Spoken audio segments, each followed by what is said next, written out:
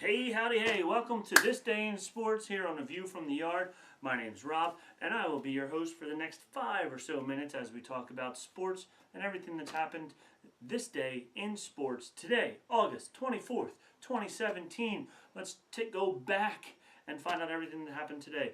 You're watching View from the Yard. Follow me, Rob, on Twitter at Spear, S-P-I-E-R, _Rob. It says it right down here. I will give you a different sports fact of the day on my Twitter, and then come back every day, find out more things about sports. So here we go.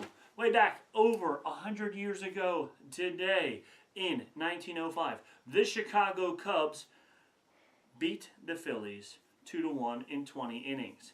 Now, my producer, who's standing right behind the camera, said, "So what's the big deal? 20 innings is a long time. A normal game only lasts 9. This was 20. This was like over a whole second game in a row. Can't imagine that. On top of that, it happened in 1905. People weren't wearing shorts and t-shirts to the game in 1905. They were wearing suits and hats and pants and jackets, and it was hot. It was August. No thank you. I'd rather sit through a 20-inning game now in shorts and a t-shirt. Moving ahead a little bit to 1918. Once again, those Chicago Cubs win the earliest pennant in the National League. This is the earliest that any team has won, but in their defense, the season ended on September 2nd. They went on to the World Series where they played against the Red Sox and lost 4-2. Because we all know they didn't win the World Series until 2016 last year. Now, wait a minute, we missed one. They missed one. Producer is trying to trick you guys. She is. All right, so let's back up a little bit. Boom. In 1922, a little guy named Cy Williams became the first Philly to hit for the cycle. Go Phillies. As you can tell behind me, big Phillies fan. He hit for the cycle. First Phillies to ever do that. Why is that such a big deal? Well, the Phillies were founded in 1883. So that was a long time until finally somebody hit for the cycle. Single, double, triple, and home run all in one game. Cy Williams, look him up. He did it first. Kind of a big deal, don't you think? I think so. Now for two from the 80s. First one, 1982.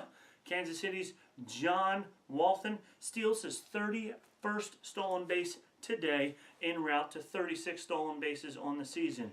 Do you think that's a big deal? Not really? No? Okay, well guess what? He's a catcher, and catchers don't normally do that. He set the record with 36 stolen bases. Today was his 31st. The year after that, a little fella named Pete Rose ends his consecutive game streak in 1983 while playing for the Reds. 745 consecutive games on the field. We won't talk about what he did in the hotel or off the field because, not good news. And the last one for today, in 1993, the Padres of San Diego, playing against the St. Louis Cardinals, scored 14 runs in the first inning. 14 runs. Lot of runs. A lot of action. All the people who decided to show up late to that game were very disappointed because they only went on to score 3 more runs after that. They finished the game 17-4, and that's how that game ended. All right, that's it for today, August 24th, 2017. If it's your birthday, look below after this for all the names of the athletes who you share your birthday with. Until then, from my producer behind the camera and me, Rob, Spear, S-P-I-E-R _Rob at Twitter. Follow me there. View from the Yard. You can follow us on Twitter as well, View from the Yard. Until tomorrow, when I give you some more fun facts about sports. Peace. Hey guys, it's Cameron, the producer of View from the Yard. So today I'm going to be reading you all the birthday dates from today. So, That's fine.